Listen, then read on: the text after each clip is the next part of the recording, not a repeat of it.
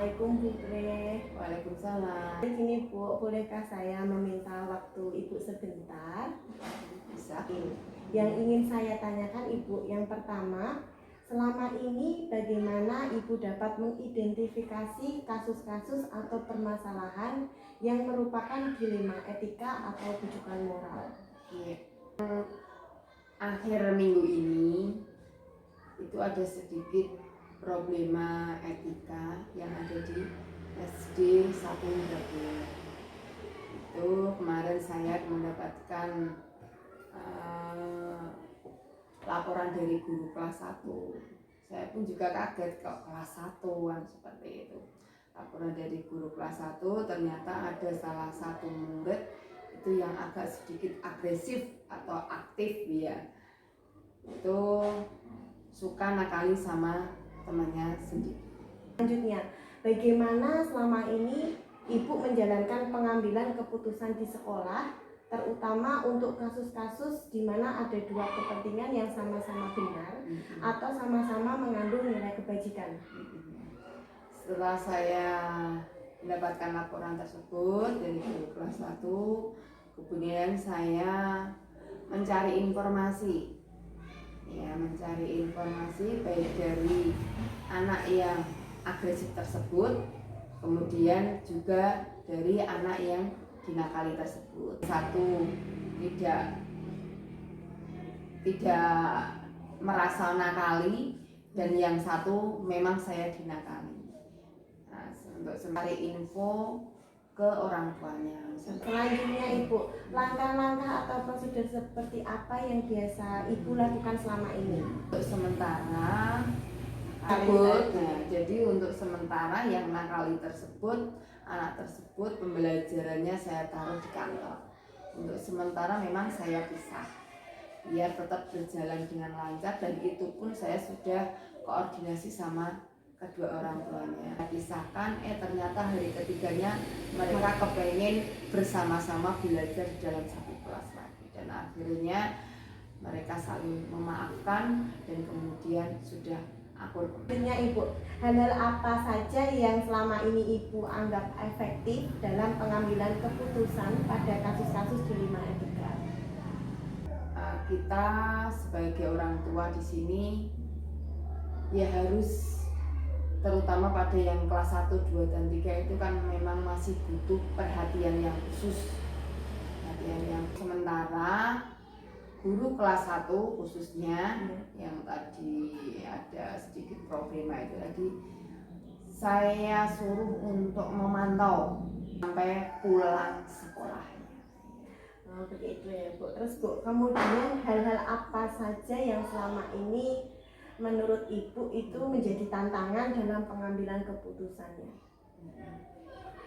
Tantangannya kemarin itu anak yang dinakali itu sepertinya kayak trauma ya. Oh begitu ya Bu. Lalu apakah Ibu memiliki sebuah tata cara atau jadwal tertentu dalam sebuah penyelesaian kasus dilema etika? Apakah Ibu langsung menyelesaikannya di tempat atau memiliki sebuah jadwal untuk menyelesaikannya, atau bisa bentuk atau prosedur seperti apa yang Ibu jalankan selama ini? Iya.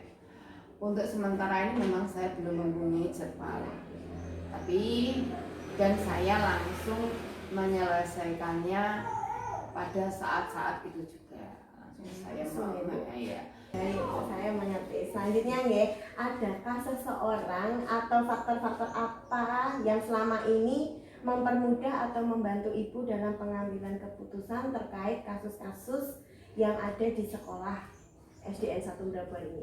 Iya, saya berkoordinasi dengan terutama Bapak Ibu guru tentunya ya di sini, kemudian orang tua.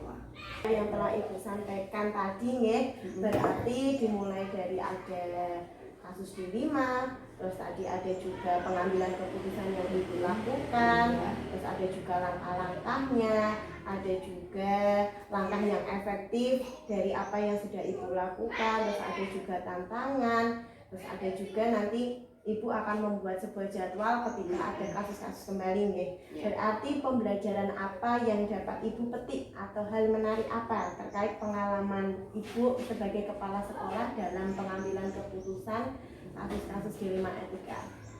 Yang saya petik, jadi kita harus selalu mengawasi anak. Mengawasi ya? Iya, mengawasi anak terutama di dalam saat istirahat. Ternyata ya seperti itu ya, namanya anak kecil. Ya, jadi kita sebagai orang tuanya di sini, apalagi saya sebagai yang dituakan, ya saya bermusyawarah sama bapak ibu guru untuk sering-sering memantau anaknya saat istirahat. Assalamualaikum Pak Ari. Waalaikumsalam, Bu Iswa. Begini Pak, dalam program pendidikan guru penggerak, saya kan sebagai guru penggerak mendapatkan tugas untuk mewawancarai kepala sekolah, di mana kepala sekolah itu kan pimpinan institusi. Pertanyaan yang mana yang ingin saya tanyakan di sini, bagaimana Bapak dalam mengidentifikasi kasus-kasus atau permasalahan yang merupakan dilema etika? Selama ini saya mengidentifikasi kasus per kasus itu melalui tahapan, melalui beberapa proses, melalui suatu kejadian.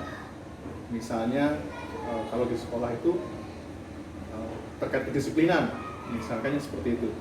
Maka saya akan melihat situasi di situ, saya akan olah data, apakah misalnya GTK tersebut memang setiap hari atau tidak, atau hanya karena suatu masalah di rumahnya, atau ada sesuatu hal yang menyebabkan terjadinya masalah ini, maka itu menjadi bagian dari identifikasi yang saya lakukan. Selanjutnya Bapak, bagaimana selama ini Bapak menjalankan pengambilan keputusan di sekolah, terutama di lingkungan SDN 2 Brabuan ini, terhadap kasus-kasus yang dimana ada dua kepentingan yang sama-sama benar atau sama-sama mengandung nilai kebajikan? Apa yang akan Bapak lakukan? Pengambilan keputusan itu menurut skala prioritas dulu, mana yang harus saya dahulukan, sehingga seandainya dua-duanya ini mengandung unsur kebajikan, tetapi apakah kebajikan ini juga sesuai dengan tujuan yang dikehendaki, itu menjadi hal awal dulu. Kalau dua-duanya ini sama-sama bijak sesuai dengan keadaan, tetapi tujuannya berbeda, tentu setiap kasus akan berbeda tujuan, sehingga ya akan berbeda tujuan, sehingga arahnya akan saya arahkan ke tujuan itu, sehingga prioritas pengambilan keputusan akan saya ambil. Berarti gini ya Pak, selanjutnya langkah-langkah atau prosedur seperti apa yang biasa Bapak lakukan ketika Bapak akan mengambil sebuah keputusan dari dilema etika tersebut? Tentu yang saya lakukan adalah melakukan seperti tadi, identifikasi itu tetap saya lakukan dulu. Identifikasi, kemudian pengolahan data tetap saya lakukan, kemudian fakta-fakta yang terjadi di lingkungan sekolah itu seperti apa, itu saya lakukan, sehingga nanti dalam pengambilan keputusan itu betul-betul sesuai dengan harapan yang saya inginkan dan sesuai dengan tujuan yang awal tadi saya sampaikan, sehingga apa yang saya inginkan itu betul-betul tercapai. Seperti berarti setelah itu Pak Inge, apakah ada salah satu contoh kasus dilema etika yang pernah Bapak temukan di lingkungan sekolah ini, misalnya Pak salah satunya? Ini terkait etika guru. Ini juga menjadi persoalan bagi kami, terutama kami sekolah kami rata-rata adalah guru muda. Ketika ada contoh kasus itu ya Pak, berarti tadi Bapak sudah melakukan langkah-langkah sesuai prosedurnya ya. Sekarang tadi apakah Bapak juga melakukan refleksi dari sebuah pengambilan keputusan tersebut? Tentu, refleksi itu penting sekali. Refleksi itu merupakan suatu kegiatan yang harus dilakukan oleh seorang kepala sekolah, sehingga dalam pengambilan keputusan itu apakah memberikan dampak atau tidak, apakah keputusan itu juga sesuai dengan apa yang kita kehendaki, atau prosedur-prosedur sudah sesuai atau belum. Nah, apakah selama ini Bapak sudah menganggap efektif pengambilan keputusan pada kasus-kasus tersebut? Di satu kasus mungkin efektif, tapi saya tidak menutup mata, memang di kasus berbeda tentu masih kurang efektif. Namanya sebuah keputusan tentu ada titik lemah, ada titik kurangnya, atau ada kelebihan dan kekurangan.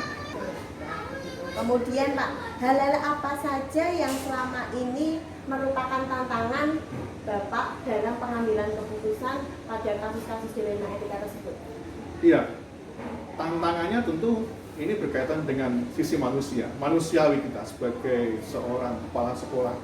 Di satu sisi dituntut sebuah penegakan aturan, tetapi di sisi lain juga kita sebagai teman, sebagai manusia, kan harus bisa memanusiakan manusia, sehingga ini menjadi tantangan tersendiri. Terkadang ya namanya orang itu perasaan nanti ada unsur kekhawatiran, jangan-jangan apa yang saya ambil keputusan itu juga menyakiti perasaan pendidik, seperti itu, teman-teman yang lain seperti itu. Pak, lalu Pak, apakah Bapak memiliki sebuah tata kala atau jadwal tertentu dalam menyelesaikan kasus-kasus dilema tersebut? Apakah juga Bapak langsung menyelesaikan di tempat tersebut? Atau memiliki sebuah jadwal untuk menyelesaikannya, atau dalam bentuk prosedur seperti apa yang akan Bapak selesaikan? Saya akan memandang satu kasus per kasus. Nah, kalau kasusnya memang bisa diselesaikan dalam 1 hari dan memungkinkan untuk kita selesaikan, ya kita selesaikan. Tetapi kadang-kala yang berkaitan dengan teman-teman, dengan anak-anak, atau dengan kondisi sekolah yang mungkin harus dari prosedur awal, ya sudah kita bikin jadwal ulang. Kita bikin jadwal, kita tata dengan sedemikian rupa, kemudian kita buat proses-prosesnya kita ikutilah. Selanjutnya Pak, adakah seseorang atau faktor-faktor apa yang selama ini mempermudah atau membantu Bapak dalam pengambilan keputusan tersebut? Banyak faktor sih sebenarnya. Faktor pertama itu tentu kita faktor seseorang ya. Kita itu kembali ke bahwa seorang kepala sekolah juga manusia, tentu butuh berperasaan juga, itu menjadi pendorong pertama. Yang kedua itu sumber daya manusia. Sumber daya manusia maksud saya adalah sumber daya dari kondisi sekolah ini sendiri. Itu juga menjadi hal yang penting yang harus perlu kita semacam kita manfaatkan, sehingga nanti dalam pengambilan keputusan betul-betul sesuai dengan apa yang kita harapkan. Baik Pak, kalau gitu dari semua hal yang telah Bapak sampaikan ke saya, sekarang pembelajaran apa yang dapat Bapak petik atau hal menarik apa yang Bapak sudah laksanakan tadi terhadap pengambilan keputusan terkait kasus-kasus dilema etika tersebut, Pak? Yang paling menarik sebenarnya dalam pengambilan keputusan yaitu bahwa setiap kali pengambilan keputusan kita perlu berkolaborasi dengan teman sejawat, dengan beberapa pihak.